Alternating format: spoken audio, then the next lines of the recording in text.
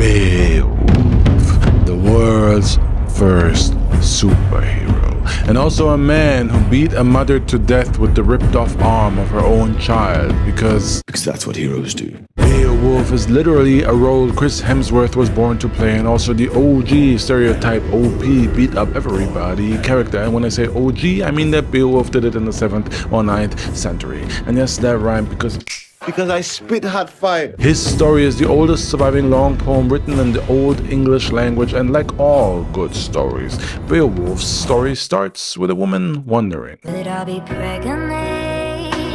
The answer was yes. And so 9 months later, Beowulf was born. And as Beowulf became a young man, he quickly gained quite the reputation for slaying monsters like... So soon, all of Scandinavia knew that Beowulf was him. And while Beowulf was murdering monsters, a king in Denmark, King Hrothgar, did YOLO way before the hashtag and decided that his one life was going to be spent partying until the day he drops. So he built himself and his homies the world's biggest man cave, a giant meat hall that also served meat to drink, and in this real life Valhalla, him and the boys got drunk all day, every day. I like this one. There was only one problem. You see, in order to avoid the insane property prices at the time, drunk King Hrothgar struck a bargain by building this man cave near a lake that was literally called the Lake of Monsters, which is not even foreshadowing. I mean, that's just straight up telling you what you can expect. So, expectedly, after a couple of nights of noisy partying, the resident Karen of the Lake of Monsters decided to file a noise complaint, except that when monsters file a noise complaint, it basically means they're gonna come and eat you, and not in a good way. So this particular monster, Karen, actually named Grendel, pulled up on the meat hall like...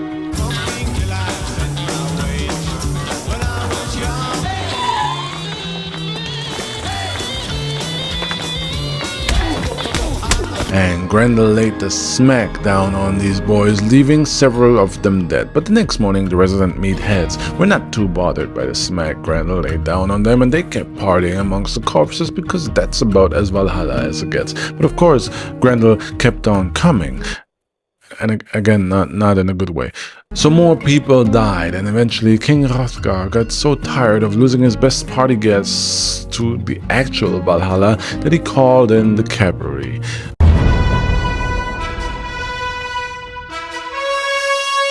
Beowulf and the Robins arrived at the mead hall and immediately partied with the boys and made sure to be extra noisy to lure out the monster Karen again. And when Grendel attacked the party, Beowulf challenged Grendel to a fist fight and told the bees that he's gonna take that fist of his, Turn that sumbitch sideways and stick it straight up. You can do it. except that then they decided that Grendel's candy ass wasn't the best spot for the fist, so they pulled out the entire arm, they pulled it all the way back out, and decided that it should rather go up on the wall as a trophy. So then Grendel's freshly severed arm went up as an actual meat trophy in the meat hall, and the meatheads continued to drink meat from sun up until sundown. But once Beowulf left the king and his bodies be, a couple of days later, Grendel's mother visited the man cave looking for her child, and when she saw her baby's arm up on the wall, she went ballistic and murdered on that angry mom juice. You know what I mean? That angry mom strength that is... It's over 9,000! And now, basically, she just slapped everybody around, like... Oh, sir, I'm arrested! Oh. Then Mama Grendel stole her baby girl's arm back and also kidnapped some of King Hrothgar's friends for retribution, so the drunk king was left with no choice but to call in the cavalry yet again.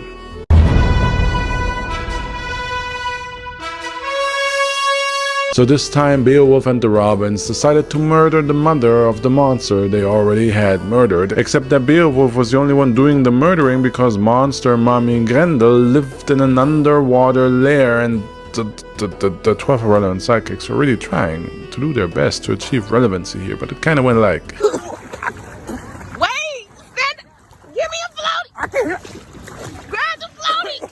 They couldn't swim, so Beowulf ended up facing monster mommy Grendel one-on-one once he found her in her cave underwater, and Beowulf knew that a monster on that angry mom juice cannot be fisted to death, so this time he brought a toy to the session. A sword, to be exact. But to no avail. Big Mama Grendel was so strong that she was invulnerable to all except for magical weapons, which meant that Beowulf was absolutely screwed unless there's some convenient plot armor waiting right around the corner. And what do you know? It turns out that Mama Grendel conveniently kept a stash of magical weapons in her underwater cave, so Beowulf helped himself to a magical sword and killed Monster Mummy Grendel with it, and then bathed in the glory of his success. Yes! I have single-handedly vanquished the beast!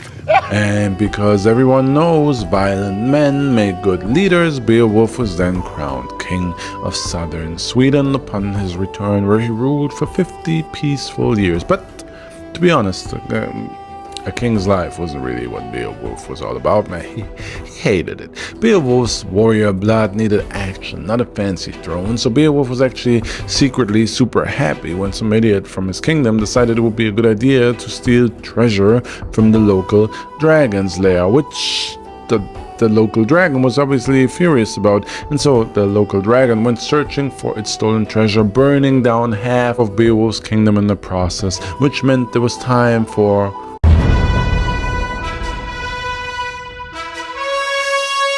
This time, Beowulf brought a magical weapon along for the battle because he had learned from his past mistakes, and so when he faced the dragon, his magical weapon broke, because this is some real Breath of the Wild thing going on here. And his irrelevant sidekicks, they ran away in fear.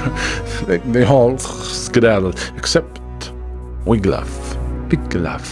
Yes, one of the 12 irrelevant sidekicks finally made the jump to relevancy. Wiglaf, he stayed behind to help Beowulf defeat the dragon by distracting him long enough for Beowulf to find the beast's weak spot and mortally wound it. But just as he did, the dragon lashed out one more time and bit Beowulf, and thus, not long after the hero defeated his foe, Beowulf succumbed to the dragon's venom and died. With his last breath, Beowulf named Relevant Wiglaf the new king and told him that he can inherit all the dragon's treasure, which, I mean, it's a nice gesture. It really is a nice gesture, but it's completely unnecessary because it's just Wiglaf and Beowulf in the cave, and Wiglaf could do whatever he wants anyway. Not like Beowulf can stop him. He's dead. Nor can Wiglaf really prove that Beowulf gave him his blessing because Beowulf's dead. But whatever. Because Wiglaf was now relevant, Wiglaf, he also leveled up to be a man of honor. So while Wiglaf did burden himself with the inheritance of the crown and banish the 11 cowardly former sidekicks, he refused Beowulf's kind gold offer and buried the hero in secret, along with all the gold in an unmarked location, a grave somewhere in Scandinavia, where Beowulf's bones and the dragon's treasure remain unfound and untouched, a mystery to this day. To this day!